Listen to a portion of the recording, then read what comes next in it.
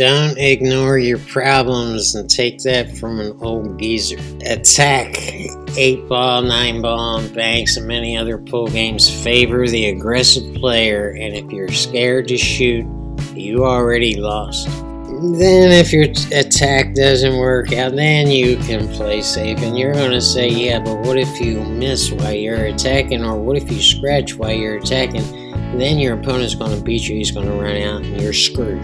And I'm going to say, yeah, that could happen maybe 10% of the time, so I'm still going to win 9-1 and go home with the money. You got to think about going home with the money. You can't play this game not to lose, you have to play to win. Attack.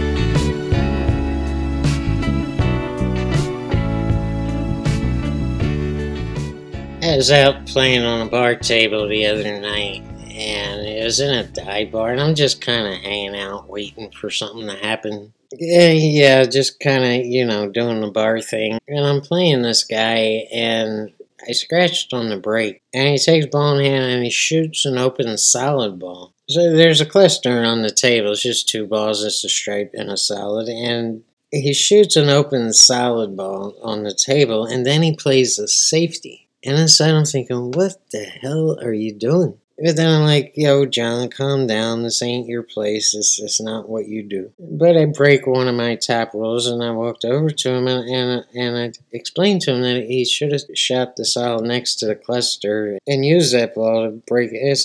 It's an easy shot. There's a ball next to the cluster, and he could have shot that solid and broke out the cluster and went ahead and ran the rack. And I nicely explained to the guy, even if I miss swinging at one of the stripes and he gets ball in hand back, he's back right where he started. He gained absolutely nothing.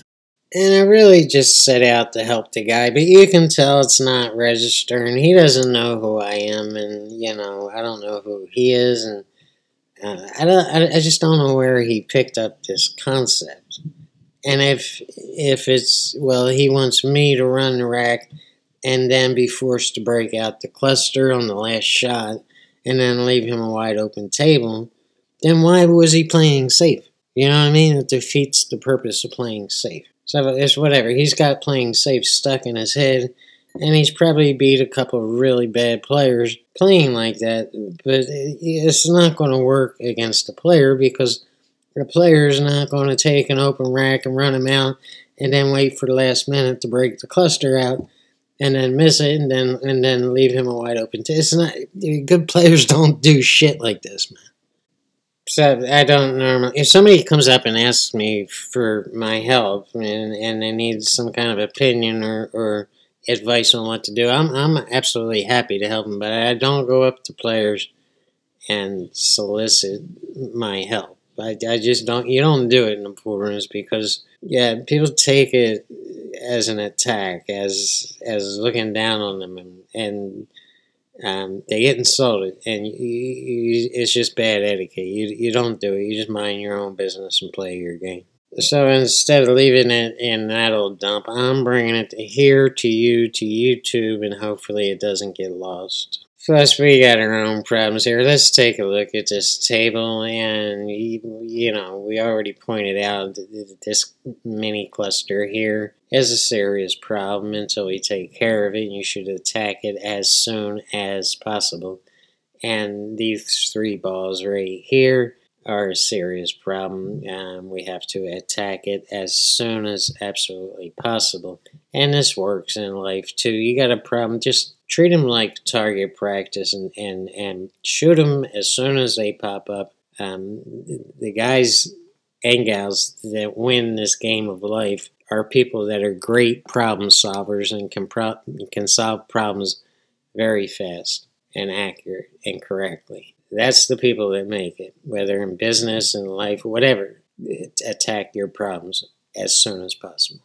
At the very start of this game, you're going to notice that most of my attention is going to this 14 ball because I can wedge the cue ball between the rail and the 14 and put a little bit of top and a little bit of left on it to take care of this cluster right here. But then my focus quickly changes to the 12 ball, which was the insurance ball I was going to use when breaking out that cluster. In case everything went wrong, I would still have a shot on the 12. But now I'm shooting the 12 in order to take care of this cluster right here. And during that shot, I slightly hit the 15 ball and come up and back for a better wedge shot on the 14 to take care of that cluster right here. So it's going to be this one first, that one second.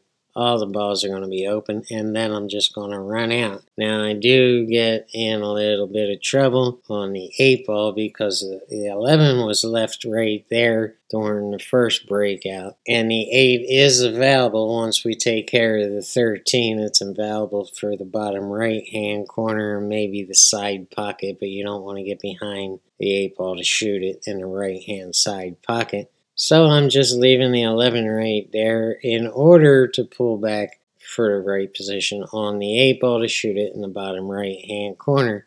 So instead of taking care of that 11, once I take care of all the other balls down table, I leave that one there and go back up table and take care of the 9 in order to get right on the 11, in order to get right on the 8.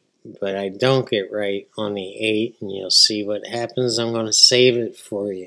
Thank you guys for tuning in. I appreciate every single one of you. Thank you to all the new subscribers. Welcome to this channel. There's no bullshitting you here. There's no selling you anything. There's no running any aiming system scams or banking system scams. It's just nothing but playing pool and trying to help you to get to your highest potential. Peace.